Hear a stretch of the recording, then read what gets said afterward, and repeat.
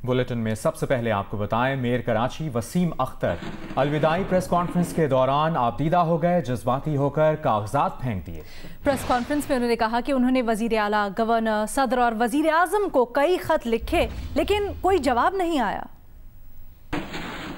अहम पेशरफ से मुतल्लिक आपको रिपोर्ट करें। कराची में 265 एकड़ अराजी की गैर कानूनी मुंतकिली और इख्तियारात के नाजायज इस्तेमाल के इल्जाम पर सेक्रेटरी बल्दियात सिंध रोशन शेख को गिरफ्तार कर लिया गया है। जमानत मुस्तरद होने पर नैब हुक्काम ने रोशन शेख को सिंध हाई कोर्ट में अहाता अदालत से गिरफ्तार किया। तफसील जानते हैं नुमाइंदा जियो न्यूज़ अमीन अनवर से। जी अमीन, अपडेट कीजिएगा।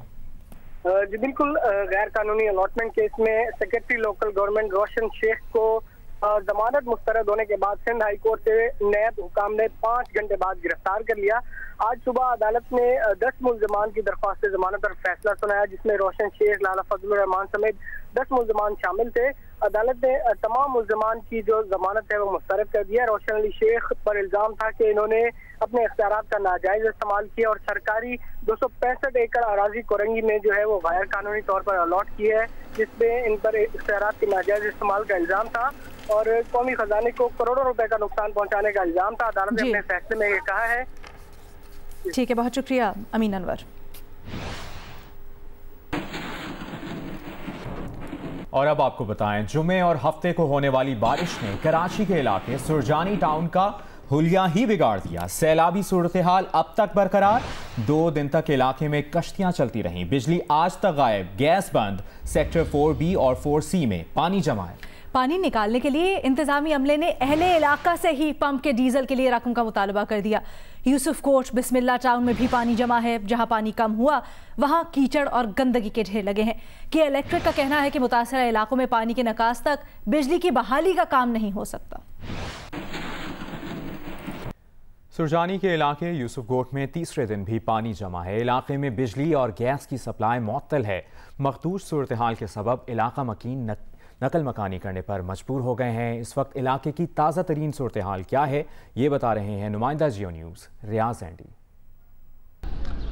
जी यूसुफ कोट, सुरजानी के यूसुफ कोट से अपडेट है। और जो 4 रोज़ पहले बारिश हुई थी उसके मनाजिर आपके सामने हैं। अगर आप देखें तो दूर तक बस आपको पानी ही पानी नज़र आ रहा है।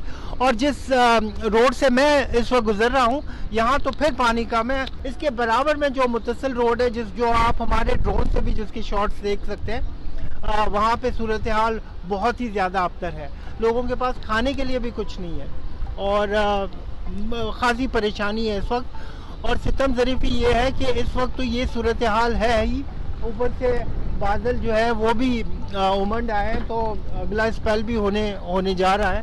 तो सूरत हाल बहुत ही मखदूश है। आज शाम कराची में गरज चमक के साथ कहीं कहीं तेज बारिश का इम्कान है। महकमा मौसमियात के मुताबिक रात 12 बजे के बाद कराची में तेज बारिश का सिलसिला शुरू हो सकता है। कुछ इलाकों में 70 मिलीमीटर से भी ज्यादा बारिश हो सकती है। बारिश का इम्कान 26 अगस्त तक रहेगा।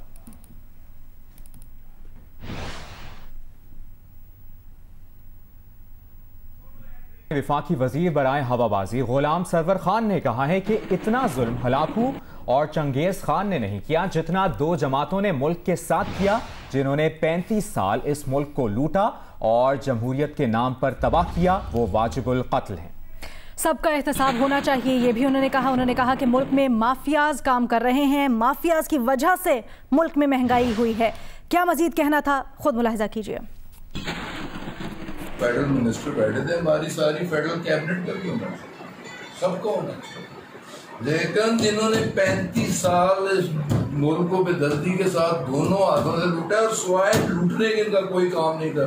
जमहूरियत के नाम पे इस मुल्क को तबाह बर्बाद किया चोरों, डाकुओं, बददियानतों, बद किरदारों ने। उनका अगर होता है तो वो शोर क्यों मचाते हैं?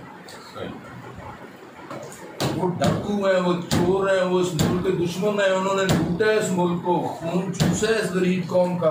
वाजिबुल कत्ल है वो लोग जिन्होंने इस मुल्क के साथ जुल्म किया है।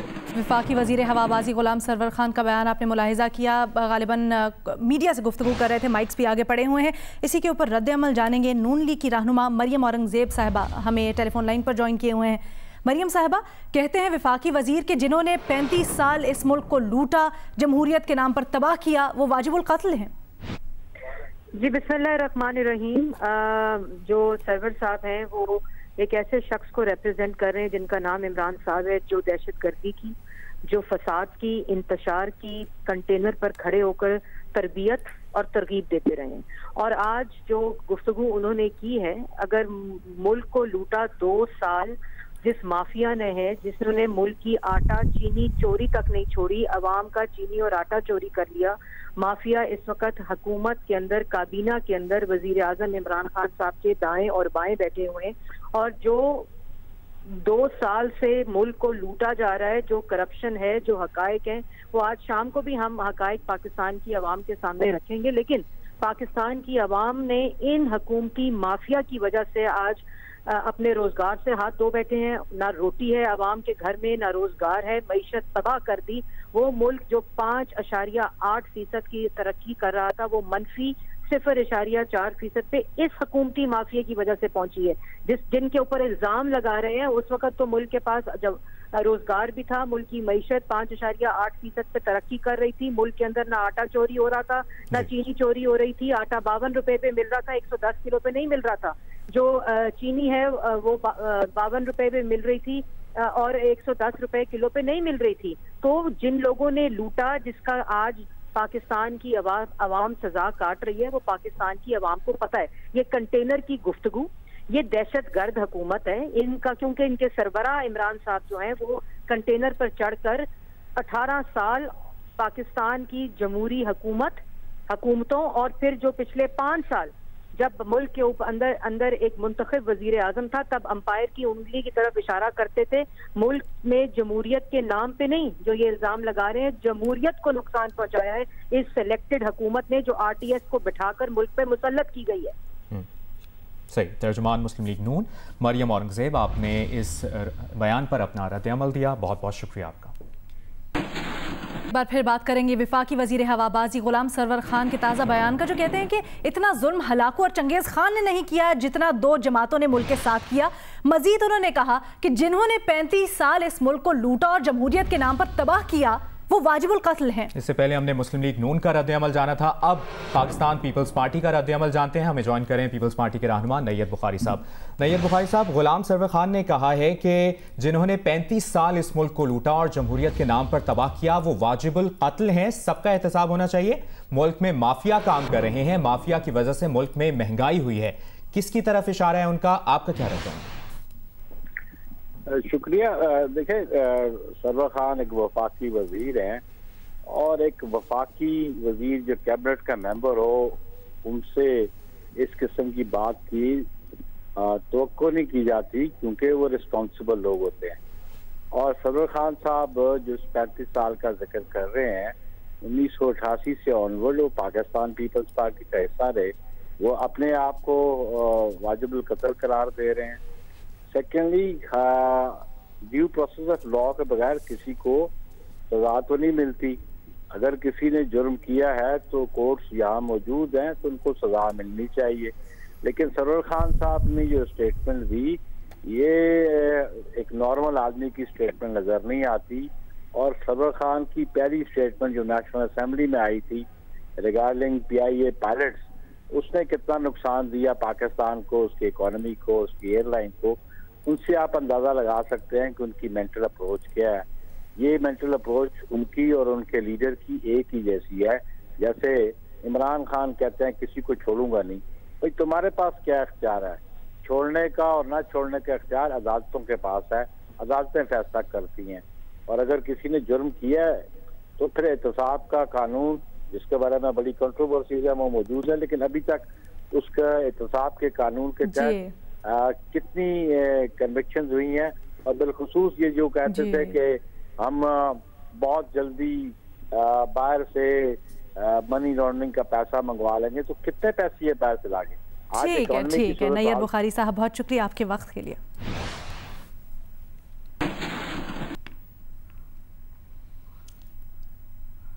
डॉक्टर माहा खुदकुशी केस में उनके दोस्त जुनेद को भी शामिल तफ्तीश करने का फैसला किया गया है। तलहा हाशमी ने हमें ज्वाइन किया, उनसे बात करेंगे। जी तलहा। देखिए, जुनैद को बुला लिया गया, जो डॉक्टर माँ के दोस्त हैं, वो इस वक्त तफ्तीशी पुलिस के पास हैं, उनसे तफ्तीश की जा रही है और जुबरी हुकाम से बात हुई बता रहे हैं कि अब तक वो तफ्तीश में तावन कर रहे हैं। दूसरी जानिब जो तहकीकात हैं वो जारी है। जिस असले से उन्होंने मुबैना तौर पर खुदकुशी की थी वो असला लाइसेंस याफ्ता था साद का और उसकी कॉपी भी जी न्यूज़ ने हासिल कर ली है। जो इब्तिदाई बयान है वो साद ने ये बताया है कि साद ने वो असला मांगने पर उसको दिया था ताबिश को, और उसका ये कहना है कि उससे फरोख्त किया था और ताबिश ने मसला आगे डॉक्टर बहुत शुक्रिया आपका तलाश में।